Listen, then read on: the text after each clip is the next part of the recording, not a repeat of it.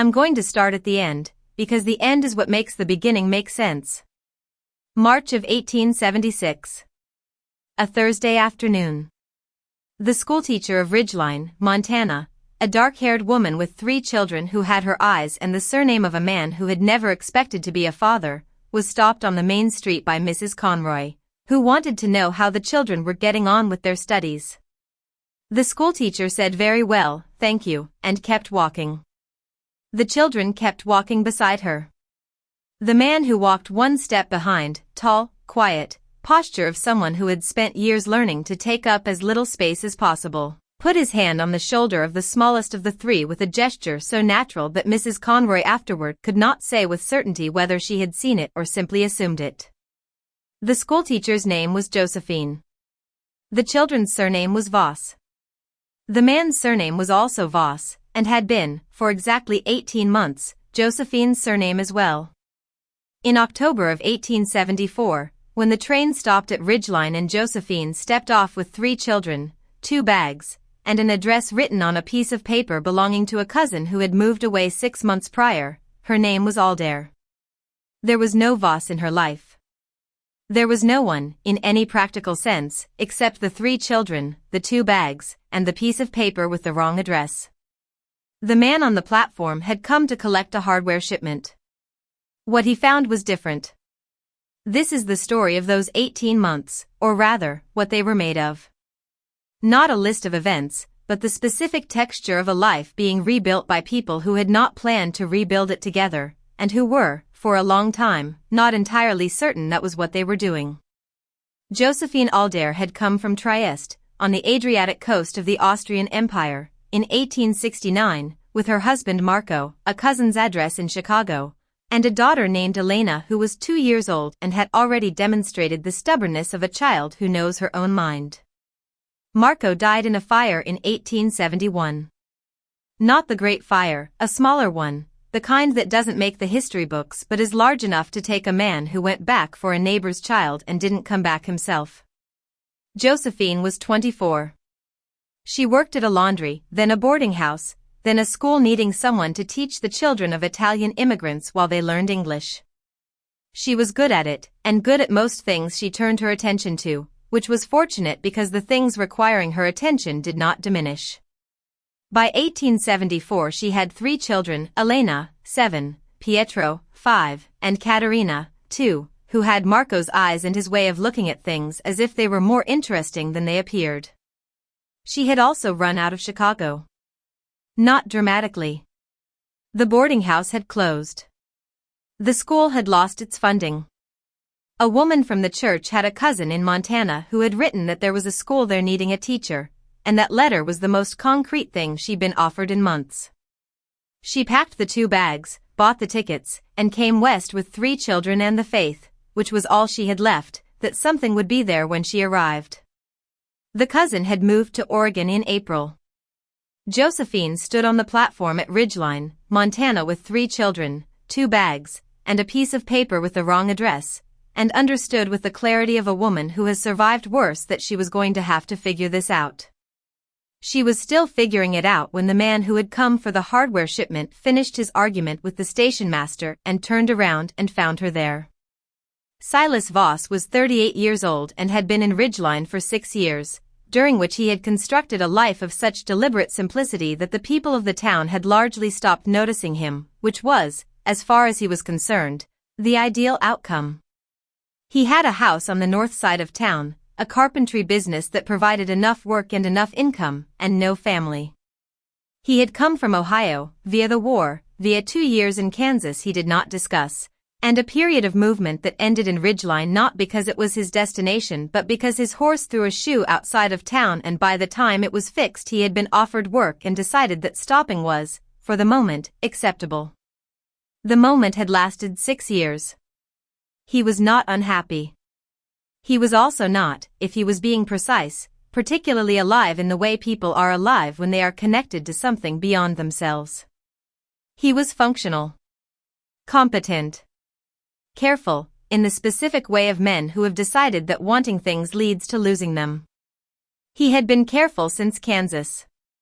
He did not think about Kansas if he could help it. He turned around on the platform and found a woman with 3 children and 2 bags and an expression he recognized, without being able to name where from, as the expression of someone who has just understood the plan is not going to work and is deciding, with whatever they have left, what to do instead. He stood there for a moment. Then he picked up the smaller of the 2 bags. "Is there someone meeting you?" he asked. "There was supposed to be," she said. Dark eyes. The directness of someone who has learned that indirectness costs time she doesn't have. Her English was careful and precise, with an accent he couldn't place. "She is not here. Do you have somewhere to stay tonight?" She looked at the piece of paper, then at him. "I was hoping," she said, "that the address on this paper would answer that." He looked at the paper. He recognized the street. And the name, the Mercier cousin, who had gone to Oregon in the spring. "There's a boarding house on 2nd Street, he said. "Mrs. Albright runs it. She's reasonable." He picked up the larger bag. "I'll show you." He didn't explain why. He wasn't sure he could have. Mrs. Albright had 1 room, not enough for a woman and 3 children, and the rate was more than Josephine had for more than 2 weeks. Which she said with the honesty of someone who has stopped being embarrassed by what is simply true. Silas paid for 2 weeks. Without announcement, without making it a moment, as if the alternative weren't an option worth considering. "I will pay you back," she said. "When you can," he said. And left.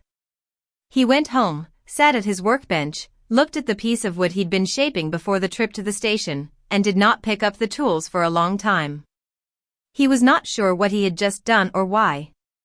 He was sure it had been necessary, and the certainty of that was itself alarming, because he had spent 6 years being careful about what felt necessary, and in 6 years very little had. The school did need a teacher.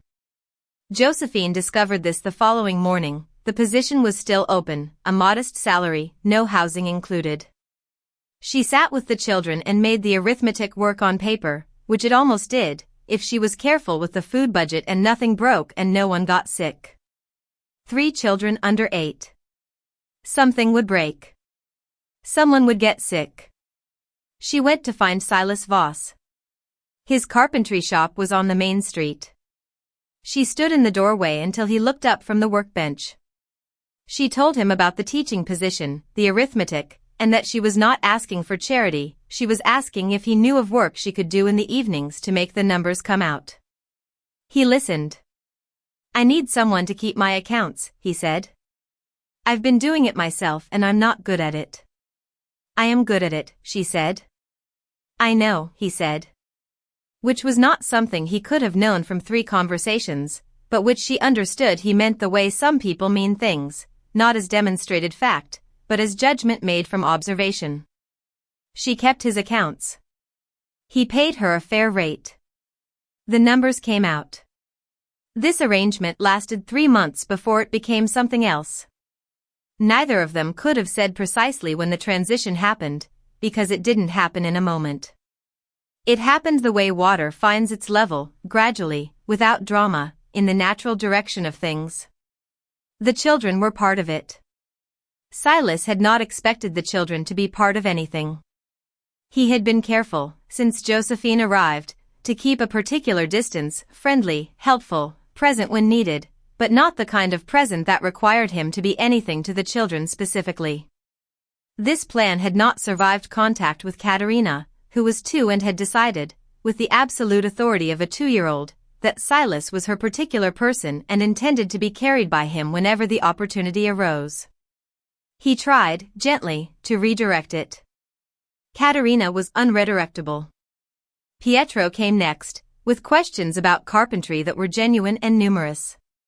He began appearing at the shop after school on Tuesdays, which became a standing arrangement that no one had formally agreed to. Elena took longer. She had been 4 when her father died and remembered more than the younger ones, and she was careful in the way children are careful when they have learned that things can be lost. She watched Silas for months before she said more than hello. He did not push. He understood what the watching was for. The evening she sat beside him on the boarding house steps and asked about the wood he was carving, he understood she had decided something.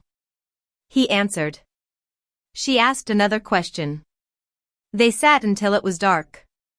Josephine watched from the window, not with Elena's caution, but with the attention of a woman who has 3 children and 1 life and understands that decisions about both are not separable.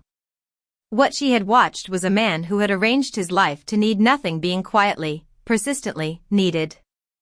Not in the way he would have chosen. In the way that was available, which was the only way that mattered. He asked her to marry him on a Sunday morning in April of 1875, 6 months after the train, directly, without preamble, with the honest awkwardness of a man who had not expected to be doing this and was doing it anyway because it was right and he had run out of reasons not to. She looked at him the way she looked at problems she was working through. He let her look. She said yes. He had one question, he said. The children's name. He understood if she wanted them to keep Aldare. He wanted her to know that if she wanted them to have his name, he would consider that. He stopped, looking for the right word. An honor, he said. I will ask them, she said. Elena said yes before her mother finished the question. Pietro said yes because Elena said yes. Caterina said yes because she had been calling him Papa for 2 months already and seemed to feel the paperwork was merely catching up. Silas Voss stood in the kitchen of the boarding house with 4 people who were going to be his family and felt something he had been careful not to feel for 6 years, the specific gravity of belonging. Not the longing for it. The thing itself. He had come to the station for a hardware shipment. The shipment arrived the following Tuesday. He had entirely forgotten about it. The Thursday in March of 1876 was 18 months after the train. Josephine told Mrs. Conroy the children were doing very well, which was true. Elena had her mother's precision with numbers. Pietro had discovered a passion for maps that the school's geography books could barely contain. And Caterina had learned to read 6 months ahead of schedule and acted about it with the modesty you would expect from a child who had been calling a man Papa before he officially agreed to it. Silas walked 1 step behind, the way he always did when they were in town, not because he was secondary, but because the street was narrow and he was large and it was the most practical arrangement. His hand on the youngest child's shoulder. The posture of a man who is exactly where he intended to be. Mrs. Conroy said goodbye and walked on. Josephine looked back at him, briefly. He looked at her. No words. They had, over 18 months, developed the economy of people who have learned each other well enough that most of what matters passes without language. She turned back to the street. He followed. The children walked ahead, arguing about something, Elena's voice precise and impatient, Pietro's defensive, Caterina's cheerfully irrelevant to the actual dispute. Silas listened to them argue. He had come to Ridgeline 6 years ago to stop. To find the minimum configuration of a life that would not ask too much of him. To be careful. He had stopped. He had found a configuration. It had asked everything of him. He had not minded at all.